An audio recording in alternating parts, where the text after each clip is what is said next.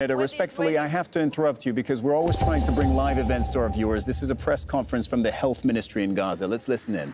For the 36th day, the total number of deaths since the beginning of this war exceeded 11,000 Palestinians. More than 4,500 children, 3,000 women, 700 elders. The total number of injuries have exceeded 27,000.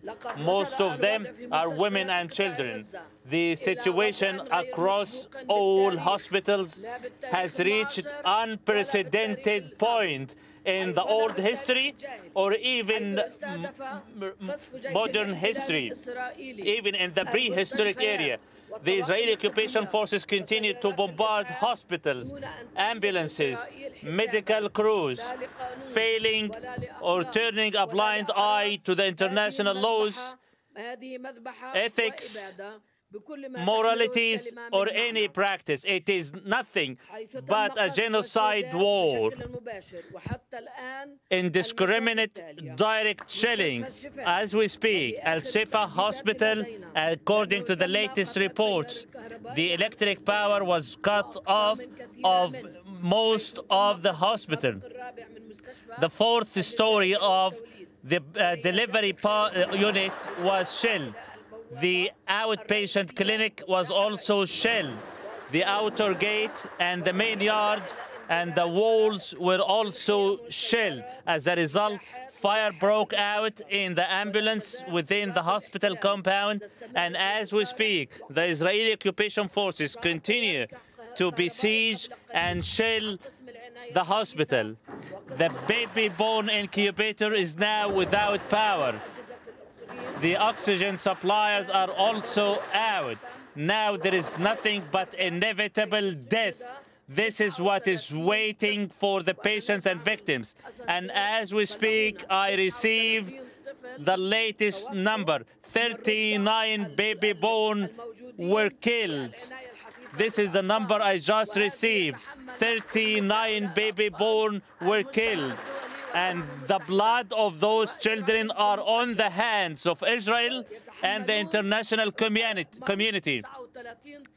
39 baby-born were killed because of lack of oxygen.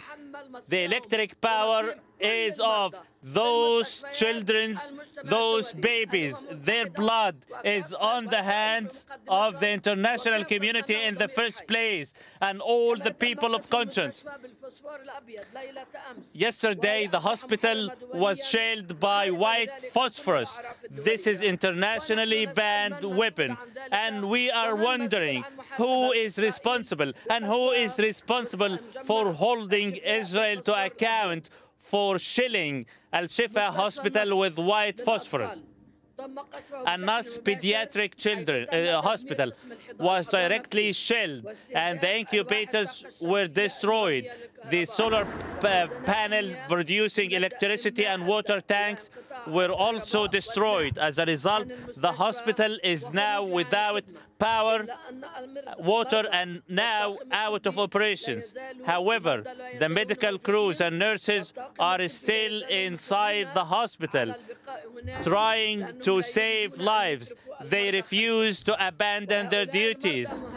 Those patients and victims are left for nothing but imminent death, inevitable death, and their blood is on the hands of Israel and the international community.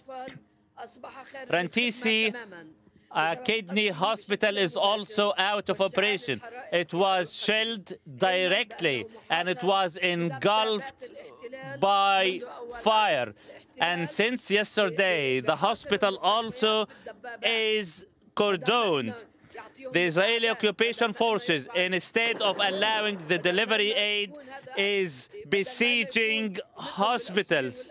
Instead of supplying medicine, oxygen, and power, they are besieging hospitals with tanks. Al-Awda Hospital also was shelled. Large part of the building was destroyed. Ambulances, and including the yard. Medical crews received warnings that it must be evacuated. However, they refused and stood their ground. Al-Ahli Baptist Hospital, only orthopedic and surgery is still operating with whatever left of the medical supplies and resources. However, the medical crews are short and they sent a message for volunteers. The hospital, the solar power and the outpatient clinic were shelled. As a result, it is totally out of service.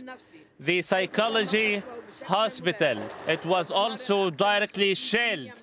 More than 50% of the building was damaged and the hospital is totally out of service. The Indonesian hospital was repeatedly shelled over the past week, and as we speak, it is now besieged by the Israeli tanks. Recently, this morning, it was shelled by tank mortars. As a result, it is totally out of service, with the exception of the intensive care unit that remains running on the last generator. The patients in the intensive care unit cannot be evacuated at any point of time. That's why whatever left, the only generator running is serving those to provide a line for them to hang on to life. Al-Quds Hospital of the Palestinian Red Crescent, it is totally out of service as a result of the direct damage. Only the intensive care unit remains running, and it's threatened of total stoppage within a few hours for the same reasons. Only a few hours.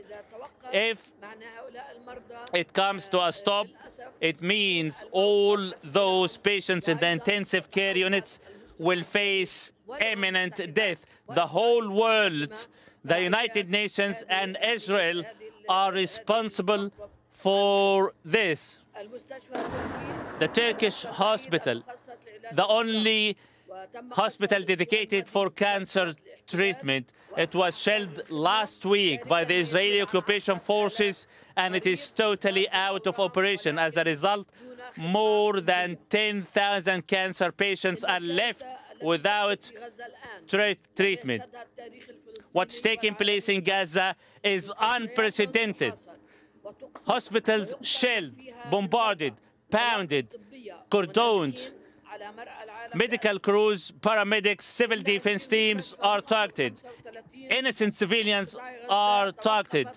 20 out of the 35 hospitals are totally out of operation, unable to treat any victims or even the patients already in, either as a result of direct bombardment or lack of fuel or absence of electric power, or the siege laid around the hospitals by the Israeli tanks, let alone the shortage of medical teams who have been working day and night 24/7 for the past 36 years. What is taking place now is a collective death sentence. Victims and patients are left to die, are left to face imminent death, inevitable death. Even surgical operations are carried out on mobile phone lights without... You've just been listening to the Palestinian Health Minister Mai al-Kaila speaking out of Ramallah, that's in the occupied West Bank. And just very briefly, the picture she's been painting of the situation in hospitals across Gaza has been absolutely bleak, and it has also been absolutely in line with everybody that we've spoken to this morning, including multiple people who are inside Gaza's largest hospital, Al-Shifa. I say this as we are watching and listening to continued shelling and fighting in Gaza City. That's what you're seeing now. So Ms. al-Kaila, the Palestinian Health Minister in the West Bank, was briefly recapping the situation of hospitals, including the largest one, al-Shifa. She was saying the hospital's been shelled, according to her, by white phosphorus. She's accusing the Israeli military of shelling al-Shifa using white phosphorus, which is an internationally banned weapon. As for al-Rantisi Hospital, the psychology hospital, the Indonesian hospital, she says they've also been repeatedly shelled. Most of them have lost power. The one unit that all hospitals, those that can, are still trying to power is the ICU, the intensive care unit, because if power runs out there, those patients, well, they die.